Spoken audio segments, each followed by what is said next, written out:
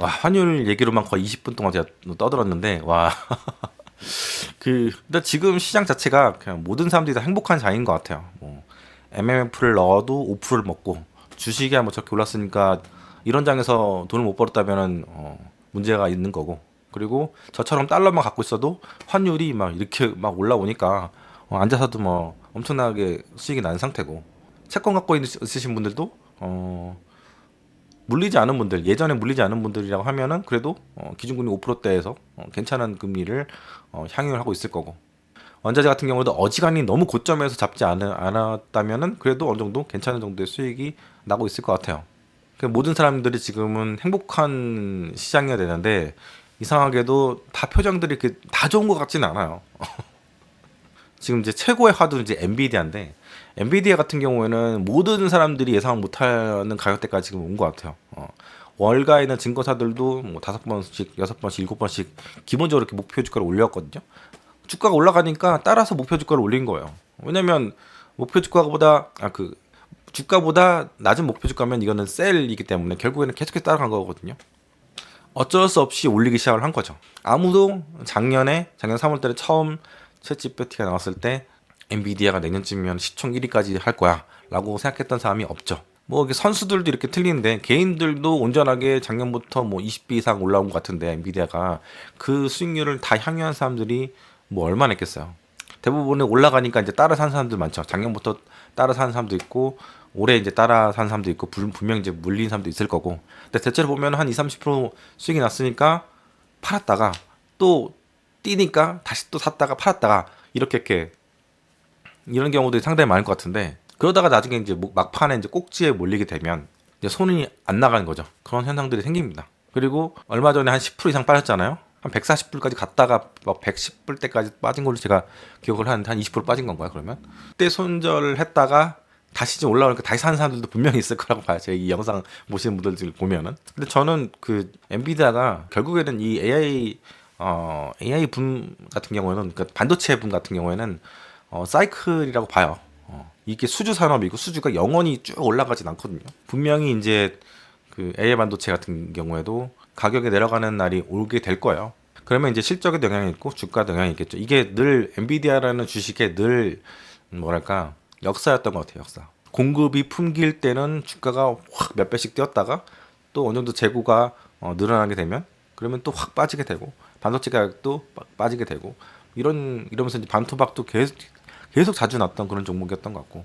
그래서 참 많은 사람들을 애를 먹였던 주식이긴 하거든요. 뭐 엔비디아 주식을 전 처음에 2017년도에 했었는데, 그때 미국 주식 투자 하면서 엔비디아를 사고 팔았던 분들은 아마 이해를 하실 겁니다.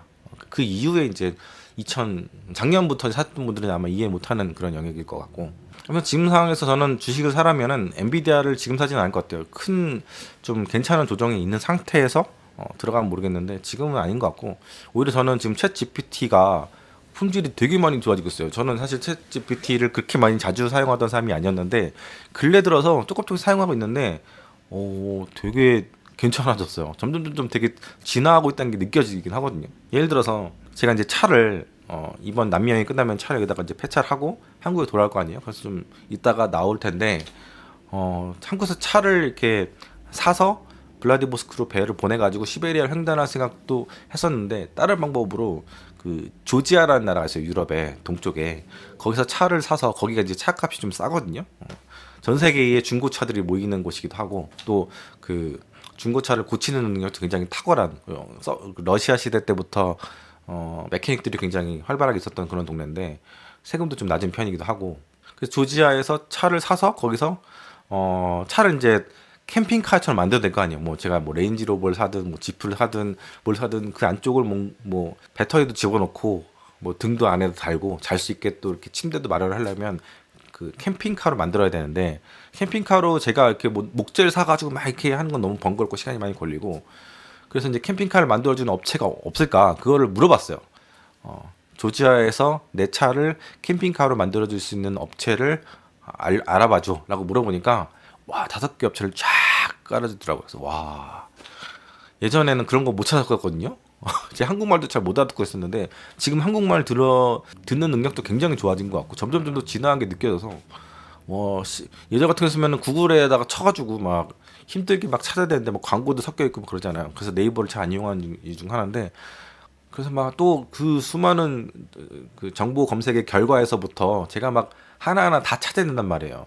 그게 이제 보통 이제 귀찮은 일이 아닌데 그냥 깔끔하게 딱 쭈르륵 해가지고 한 20줄로 탁탁탁 설명을 딱 리스트를 딱 뽑아주니까 진짜 AI가 진짜 대단하구나. 그래서 제 주변에 어떤 분 같은 경우에는 AI가 지금 챗 GPT 성능이 너무 좋아져가지고 유료로 이제 쓰던 거를 해지하고 이건 무료로 써도 이제 괜찮을 것 같다 그렇게 생각을 하시고 다른 그 AI 플랫폼을 유료로 사용하기 시작했다 이렇게 얘기를 하시더라고요. 단톡방에서도 얘기했던 그런 이야기인데 지금 AI 같은 경우는 초창기 시장이다 이렇게 말씀을 드렸었고 이제는 반도체 이런 쪽도 뭐 좋지만 아직까지 좋지만 이게 AI로 실제적으로 뭔가 가시적인 아웃풋을 내는 그런 기업들한테 시선을 돌려도 괜찮지 않겠나 그런 생각이 듭니다. 아쉽게도 우리나라 업체 중에서는 그런 업체가 없고 지금 이렇게 한글 서비스도 너무 잘하고 있기 때문에 이 상황에서 네이버라든가 뭐 카카오 같은 기업들이 AI를 내봤자 안 되죠. 게임이 안 되죠. 네이버 AI라든가 카카오 AI한테 야 조지아에서 내 차를 가지고 캠핑카로 만들어줄 수 있는 업체를 찾아봐줘 하면은 얘들이 찾을 수 있겠습니까? DB의 기본적인 차이가 너무 차이가 나는데 전체적인 빅데이터의 차이가 제가 첫 번째 영상에서는 엔화에 대해서 이야기를 좀 했었고 원화에 대한 얘기를 먼저 하려고 했는데 어쩌다 보니까 엔화 요즘 화두가 워낙 엔화다 보니까 거의 지금 보고 있으면은 지금 원화가 거의 이제 패색이 쳐지고 있는 그런 상황인 것 같아요.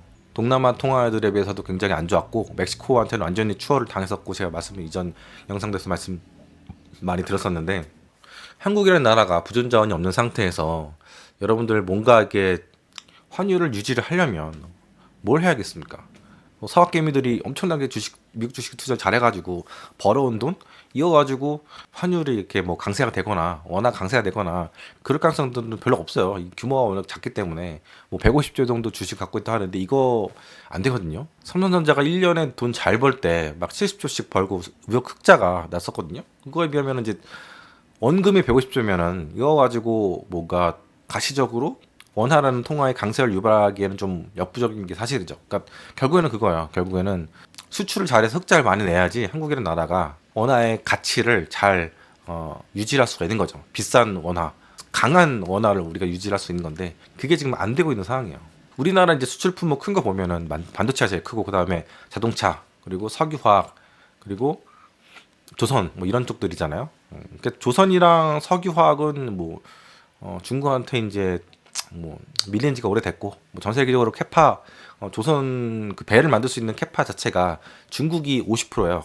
전 세계에서 50% 정도의 제조 그 캐파 갖고 있고 우리나라가 25%고 일본이 10%가 안 되고 나머지는 디아더스인데 자동차로 봐도 수출 1위 국가가 이제 중국이 돼버렸죠. 돼버렸고 반도체 같은 경우에는 D램 기준으로 볼 때는 벌써 이제 세계 10대 업체 중에서 3개 정도가 지금 중국 업체가 들어와서 팍팍팍 올라가고 있어요. 아마 내년쯤 되면은 SMRC가 4위까지 올라갈 수가 있어. 워낙 자국 시장이 크기 때문에 이제 거기서 이제 시장을 잠식하고 있는 거죠. 이거는 삼성전자한테 굉장히 큰 악재와 직격탄이기도 하죠. 왜냐면 그것들을 다 원래는 삼성전자에서 사던 것들이었으니까. 뭐 아시겠지만 이제 자동차 업체 현기차는 전통적인 레거시 업체잖아요.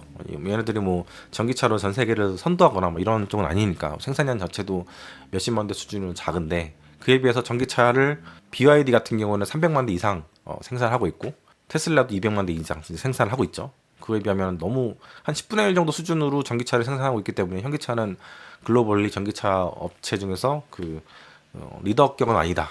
그렇게 볼 수가 있는데 헤게모니가 이제 미국이랑 중국 기업들한테 이제 정확하게 말하면 미국의 테슬라한테 있고 중국은 이제 BYD 이런 업체들 그리고 그 외의 업체들도 굉장히 전기차를 많이 만들고 있죠. 그러니까 BYD 같은 경우에는 내연기관차를 포기를 10년 전쯤 했었고 전기차만 밀고 있는 그런 업체이기 때문에 생산량 100%를 다 전기차라고 보시면 되고 그래서 자동차 같은 경우는 그렇게 레거시 업체로 우리 기업들이 모든 자동차 기업들이 뭐 현기밖에 없긴 하지만 쌍용이랑 다 그렇게 돼 있는 상태인데 반도체 쪽도 우리의 삼성전자가 지금 어떤 취급을 받고 있냐면 레거시 업체로 취급을 받고 있고 최첨단 반도체 업체는 엔비디아, 뭐 TSMC 이런 쪽으로 이렇게 분류가 바뀌더라고요. 그래서 와, 되게 이거 슬프다. 되게 충격적이다. 우리나라의 그 자존심이 진짜 자랑이잖아요. 이 삼성전자가 이렇게 9세대 반도체 업체로 밀려나서 평가를 받고 있다는 게 월가에서 그렇게 구분을 하고 있거든요. 그 너무 충격적이더라고요. 거기다가 이제 만년 2위 업체였던 이제 하이닉스한테도 밀려가고 있고, 뭐 올해 그 영업이익을 보면은 하이닉스가 삼성전자를 압수할 수도 있다라는, 와 정말 충격적이건, 제가 주식 투자를 23년 동안 하면서 그런 경우는 한 번도 못 봤는데, 와 올해 그럴 수도 있겠구나. 좀 정말 놀랍습니다 진짜. 하이닉스의 대표적인 이미지는 뭐냐면 국민주였었고, 그래서 단타의 그 대상, 그 거래량은 늘 막 뭐 코스피에서 1위 하고 막 그런 종목, 그런 종목이었는데, 그래서 늘 개인들이 손을 많이 받고, 왜냐면 개인들 손을 많이 타는 그 종목들은 되게 성과가 안 좋은 경우가 되게 많잖아요. 근데 그런 업체, 그리고 반도체 같은 경우도 디램 딱 보면은, 관계자들 얘기에서 보면은 삼성전자 디램 반도체가 하이닉스보다는 조금 품질이 더 좋다라는 얘기를 해요. 수율 문제도 그렇고 그런 취급을 받았었는데, 이렇게 격세지감을 느낀 거야. 이 2년 만에 일어난 일이거든요. 1년 반 만에.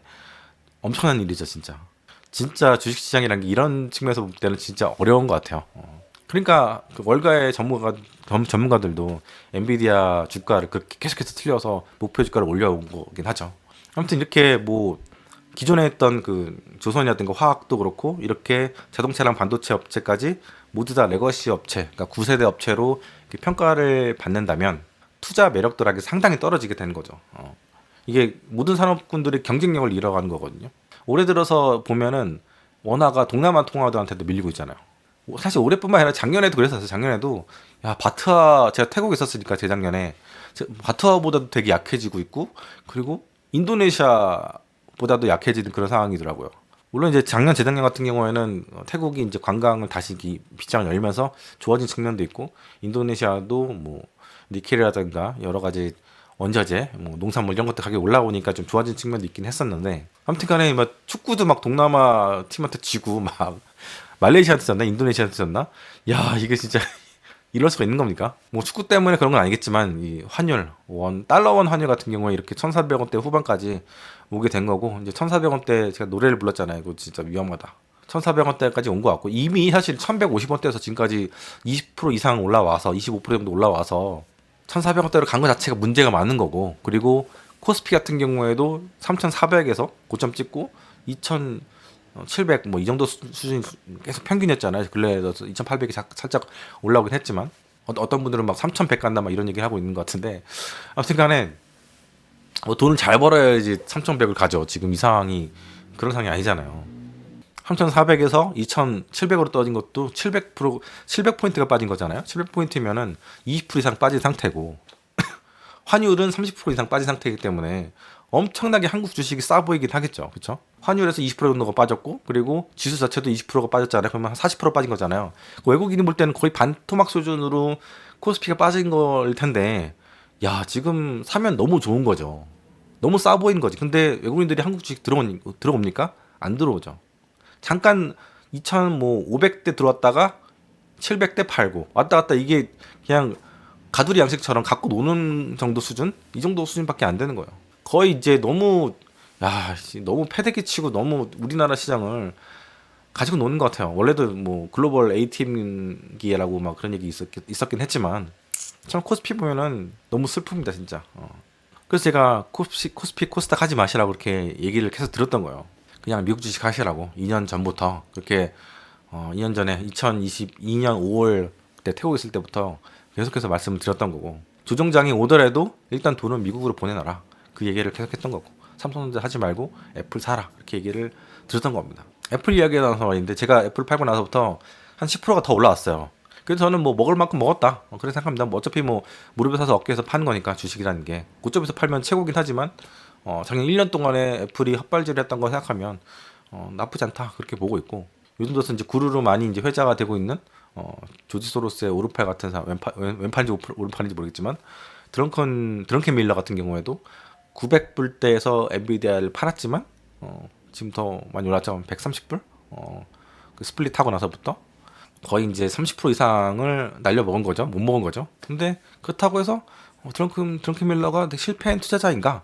그건 또 아닌 거라 생각해요. 저도 마찬가지예요. 저 팔고 나서 좀 10% 정도 올랐지만 저는 실패한 투자라고 생각하지 않는데 많은 분들이 실패한 투자라고 얘기해서 제가 어리둥절한 그런 상황이고, 저 같은 경우는 이제 2017년 1월부터 미국 주식을 시작했고 그때 당시에 달달했죠. 시장이 이렇게 쭉 우상향을 했으니까.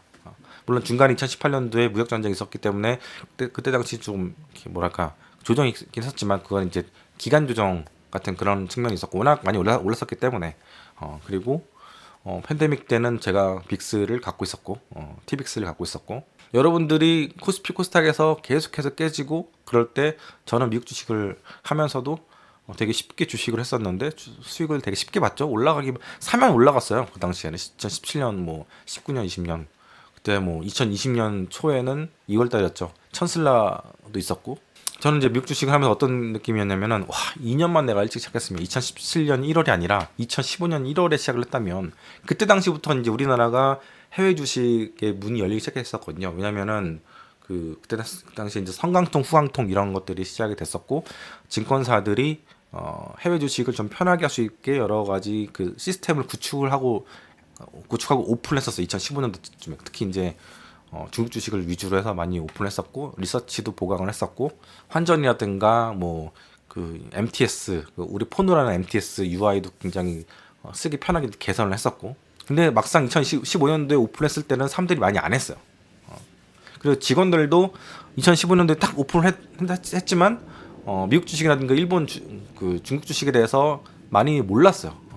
많이 몰랐었고 저도 좀 게을렀죠. 왜냐면 뭐 저는 이제 큰 손님들이 많았기 때문에 좀 편하게 영업을 했었는데, 그래서 그냥 한국 주식 가지고도 괜찮은데 뭐 그게 있었는데 또 법인 고객들도 있었고 해서 편하게 있었는데, 젊은 직원들 저 같은 경우는 이제 그때 젊은 직원이었어요. 30대 중반이었으니까 해외 주식에 대한 문의가 오게 되면은 전화를 제일 막내였던 저한테 보내는 거예요. 그러니까 답변을 하려면은 알아야 될 거 아니에요. 그래서 어쩔 수 없이 열심히 이제 공부를 하기 시작을 했죠, 그때부터. 그래서 실제로 해외 주식을 시작한 건 2017년 1월이긴 하지만 물론 그 전에 제가 중국이라든가 미국에 있는 그 많은 기업들을 방문을 했었고, 그러면서 이제 중국의 이제 그 뭐랄까 급부상에 대해서 많이 인지를 했었고 첨단 기술은 모두 미국에서 나온다는 것도 알고 있었고 그렇기 때문에 큰 결심을 했죠. 모든 거를 다 정리하고 개인적으로 볼 때 미국 주식을 시작하자. 2017년 1월이었고 저를 이렇게 따라온 손님들은 없었어요. 저 따라서 미국 주식을 사자고 했던 분들이 없어요. 왜냐하면 일단 시차, 낮에 좀 움직이는 거 보고 사고 팔고 이런 거에 대해서 하고 싶은데, 일단은 미국 주식 시장이라는 게 밤에 이제 시작하니 밤 11시부터 시작해서 뭐 4시에 끝나고 막 이렇게 되다 보니까 그 불안감 때문에 잠을 못 자잖아요. 저도 처음 한 몇 달 동안은 잠을 못 잤어요. 2시간마다 깼었단 말이에요. 근데 이제 시간이 지나니까 얘네들은 알아서 가니까 안 깨도 되겠구나 그런 생각이 들어가지고 이제 평온해졌는데 지금 뭐 달러밖에 없으니까 더 평안하죠. 아무 일이 일어날 일이 없죠. 달러가 뭐 마이너스 10% 20% 빠질 일은 없으니까. 그래서 제가 2017년 하반기 때 10월 달 9월 달쯤에 이제 지점을 떠났는데 그 뒤부터 이제 지점에 그 미국 주식이라든가 홍콩 주식, 일본 주식 그리고 중국 주식에 대한 문의가 확 올라갔다고 제가 알고 있어요. 그러면서 저는 이제 본사 국제부에 가서 이제 여러분한테 이야기 드릴 수 있는 많은 이야기들을 지금 할 수 있는 거죠. 그때 국제부에서 일했던 것들, 그런 것들이 B2B에서 일어나는 것들이기 때문에 여러분들이 잘 모르는 시장이잖아요. 그거에 대해서 어떻게 보면 견문이 좀 넓어진 거죠. 시장을 보는 눈이 넓어진 거죠. 근데 그 전에 이제 10년 동안 지점했을 때는 리테일이 있었기 때문에 여러분들의 심리라든가 여러분들의 습성 이런 것들을 많이 관찰했던 거고, 그래서 두 가지를 다 경험을 했기 때문에 10년 동안은 리테일, 4년 동안에 홀세일이 있었기 때문에 증시에서 일어나는 미국에서 일어나는 많은 굵직굵직한 일들에 대해서 제가 실무 경험이 있기 때문에 이거에 대해서 이야기를 드릴 수 있는 거고, 또 개인들의 패턴 같은 것들도 제가 많이 관찰했기 때문에 그런 것들을 여러분들한테 말씀을 드릴 수가 있는 거죠. 아무튼 간에 제가 2017년 1월에 처음 미국 주식을 시작했을 때 2년만 좀 일찍 시작했으면 어땠을까 그런 생각을 했었는데, 근데 이 영상을 보신 분들 대부분 보면은 팬데믹 터졌을 때 그때쯤에 미국 주식을 처음 시작하신 분들 대부분일 거예요. 근데 늦게 들어왔다고 해서 제가 당신들은 정말 좋을 때 안 들어왔다, 루저다 이렇게 얘기를 하지 않거든요. 마찬가지로 제가 빨리 팔았다고 해서 제가 루저입니까? 그건 아닌 것 같아요. 그런 분, 그렇게 얘기하시는 분들이 돈을 엄청나게 벌었다면 저처럼 여행 다니시면서 출근 안 하시면서 다니시면 그렇게 살면 되죠. 근데 실상은 그게 아니잖아요. 열심히 출근하셔야 되잖아요. 저를 이제 비판하신 분들한테 이야기 드리고 싶은 게 뭐냐면은 제가 한 달에 이제 400만 원 이상 정도를 해외에서 쓴단 말이에요. 누구를 비판하기 전에 본인의 위치를 한번 파악을 하시고 비판을 좀 했으면 좋겠습니다. 벌었으면 겸손하게 쏘시든가 그렇게 해야지. 뭐 어떤 분들은 제 반대로 해서 돈을 엄청나게 벌었다 이런 거짓말들을 하시는데 뭐 증거가 있습니까? 뭐 말은 그렇게 하는데 또 그렇게 벌었다는 사람들도 보면은 야 그러면은 너무 저한테 고마워해야 되는 거 아닙니까? 다 거짓말인 거 알고 있어요. 그리고 번 사람들은 제 유튜브를 왜 봐요? 안 보지. 벌어봤자 뭐 몇백 몇천만 원 정도지. 저는 이제 저 반대로 해서 돈 벌었다는 사람들 보면은 뭐 전혀 믿지 않습니다. 거짓말이라 생각하고 있고. 저도 만약에 누구 말을 반대로 해서 돈을 벌었으면은 그 사람한테 되게 고마울 것 같아요. 그게 인지상정 그런 거 아닙니까? 너 반대로 해가지고 돈을 벌었는데 너에 대한 분노는 아직까지 살아 있어라고 한다면은 그게 뭐야? 돈을 못 번 거지. 아무튼간에 4차 산업에 있어서 우리나라가 이제 세계를 선도하는 기업이 하나도 없습니다. 앞으로도 없을 것 같고 왜냐면은 이게 머니 파워랑 머니가 이게 머니가 아니죠. 이게 머니 파워랑 뭐 휴먼 파워가 되게 중요한데 이게 다 한국이 약해요.